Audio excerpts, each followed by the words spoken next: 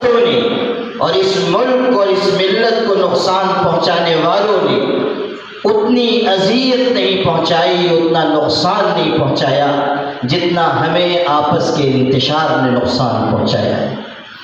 ہماری آپس کی توانائیاں ان کاموں پر صرف ہوئی ہیں جن کاموں کا کوئی نتیجہ دنیا اور آخرت میں ظاہر ہونے والا نہیں ہے۔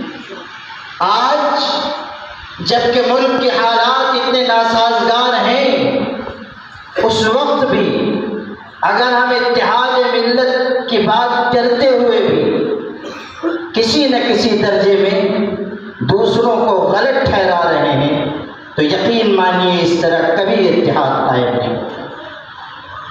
ہمیں یہ مزاج بنانا ہوگا کہ ہم اپنے دل کو کشادہ کر کے یہ کہیں کہ جو جس ذہن کا ہے اس کا ذہن اپنے پاس، لیکن ہم کلمے کی وحدت کی بنیاد پر سب کو مسلمان مانتے ہیں اور سب کے بارے میں ہمارا یہ ذہن ہے کہ ملت اسلامیہ اسی وقت جسد واحد بنے گی جب ایک دوسرے کا احترام، ایک دوسرے کا اکرام، ایک دوسرے کے لیے تواضع، ایک دوسرے کے لیے جھکاؤ، ایک دوسرے کے اعتقادات اور احساسات کے لیے وسعت قلبی ہمارے اندر پیدا ہو، دلوں سے کرنا چاہیے۔ لڑائی اس پر ہو رہی ہے کہ ٹوپی کس طرح کی پہننی چاہیے۔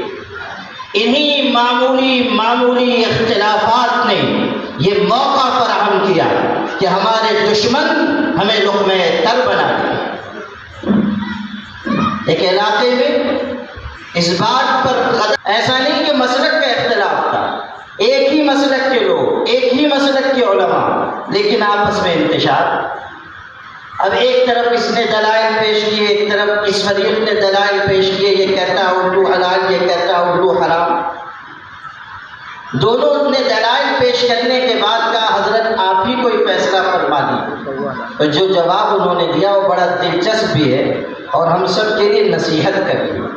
دونوں طرف کی بات سننے کے بعد انہوں نے فرمایا بھائیو میں الوؤں کے جھگڑے میں پڑنا نہیں چاہتا۔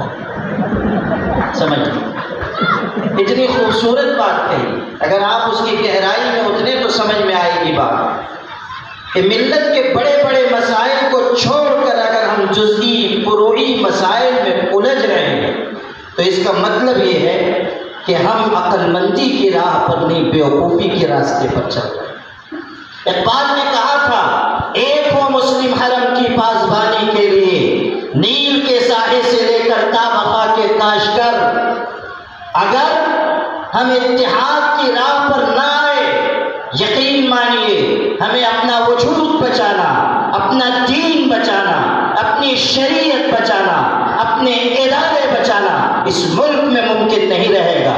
کیا آپ بھی ہم نوشتے دیوار نہیں پڑھ سک رہے ہیں کہ طوفان اور سیلاب ہمارے گھروں کے دروازوں پہ دستک دے رہا ہے اور ہماری بربادیوں کی داستانیں آسمانوں پر سنی جا رہی ہیں؟ اس وقت بھی اگر ہم دوسری راہوں پر چلیں، مفادات کی راہ پر چلیں، مسلکی باتوں میں الجھیں یا ذات برادری کی باتوں میں الجھیں، ہم سے بڑا بیوقوف کوئی نہیں۔ اختلاف صرف مسلک کی بنیاد پر نہیں ہوتا ہے، اس حقیقت کو ذہن میں رکھیے، مسلک ایک چیز ہے، معاملہ ذات برادری کا بھی ہے۔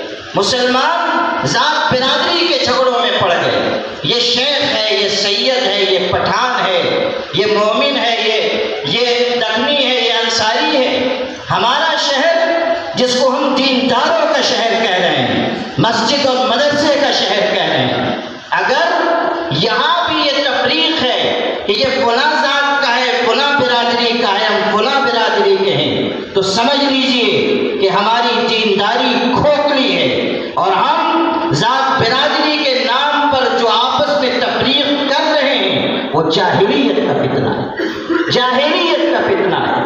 ہمارے آقا حضرت محمد صلی اللہ علیہ وسلم کے صحابی بلال حبشی رضی اللہ عنہ ایک موقع پر حضرت ابو ذر غفاری اور ان کے درمیان تکرار کی عورت کے بیٹے حضرت بلال حبشہ کے تھے، رنگ اچھا نہیں تھا، ایمان میں بہت اونچے، حضرت ابوذر نے کہہ دیا، ان کے دل پر چوٹ لگی، وہ روتے ہوئے آئے ہمارے آقا حضرت محمد صلی اللہ علیہ وسلم کی بارگاہ میں، اور حضور کا دل کائنات کے تمام انسانوں کی محبت سے بھرا ہوا تھا، اور بلال تو آپ کے مؤذن، آپ کے خادم تھے، انہیں روتا ہوا دیکھ کر حضور تڑپ اٹھے۔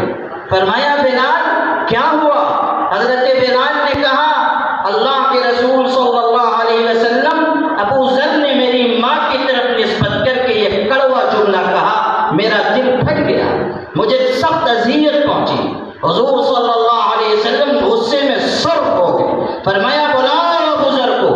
اتنے میں حضرت ابوذر خود حاضر ہوئے، صحابی رسول تھے، غلطی کا احساس ہو چکا تھا، آئے اللہ کے رسول مجھ سے غلطی ہو گئی، معاف فرمائیں، بلال سے بھی معافی مانگتا ہوں، درگزر کرتے ہیں۔ اس کے باوجود حضور صلی اللہ علیہ وسلم نے فرمایا ہماری جانیں حضور پر قربان، کیسی تعلیم دی، فرمایا انک امرؤ فیک جاہلیہ، ابوذر تو ایسا انسان ہے جس میں جاہلیت کے اثرات ابھی باقی، جاہلیت کا اثر ہے، اختلافات، مخالفت، مفاد پرستی کے لیے امت کو ٹکڑوں میں کاٹنا، یہ صرف اور صرف جاہلیت کا فتنہ ہے۔ اگر ہمارے دل میں ایمان ہے، یقین ہے، اگر ہم مانتے ہیں کہ ہمارے آقا ساری کائنات کے لیے باعث رحمت بنا کر بھیجے گئے ہیں، تو پیغمبر رحمت کی امت کو بھی امت رحمت بننا چاہیے، اور اپنے دل میں کشادگی لانی چاہیے، اور اپنے دل میں یہ جذبہ پیدا کرنا چاہیے کہ ہم پیچھے ہو جائیں، ہمارا بھائی آگے بڑھ جائے۔ حسد، بغض، کبر، یہی وہ چیزیں ہیں جو اتحاد کی دیوار کو منہدم کرتی ہیں۔ ہمیں اپنے قلبی امراض سے الگ ہونا ہوگا، کشادگی پیدا کرنی ہوگی۔ جماعتی مفاد، ذاتی مفاد اس ملت کو متحد نہیں کر سکتا۔ ان هذه امتکم امۃ واحدہ، یہ امت شرق سے لے کے غرب تک، شمال سے لے کے جنوب تک، ہندوستان کی اس سرزمین سے لے کے افریقہ اور برازیل کے جنگلات تک، ایک ایک کلمہ کو مسلمان وحدت اور اخوت کی زنجیر میں جڑا ہوا ہے۔ اس وحدت اور اخوت کو قائم رکھنا ہماری بنیادی ذمہ داری ہے۔ متحد ہو تو بدل ڈالو نظام گلشن، منتشر ہو تو مرو شور مچاتے کیوں؟ انتشار رہے گا، مشکلات آئیں گی، مصائب آئیں گے، پریشانیاں آئیں گی۔ سنی اشرف اکیڈمی کا یہ اجلاس اس معنی میں بہت ہی خوش آئند ہے کہ ہمارے اہل سنت والجماعت بھائیوں نے وقت کی نزاکت کو سمجھ کر یہ قدم اٹھایا۔ میں جانتا ہوں کہ ان حضرات کے لیے اس طرح کا اقدام آسان نہیں ہے، دوسری جماعتوں کی طرح اس طرح کا قدم اٹھانا ان کے لیے سہل نہیں ہے، مگر انسان تو وہی ہوتا ہے جو مشکلات کا سامنا کرتا ہے۔ اس بحر حوادث میں قائم پہنچے گا وہی اب ساحل تک جو موج بلا کا خوگر ہو، رخ پھیر سکے طوفانوں کا۔ وآخر دعوانا الحمدللہ۔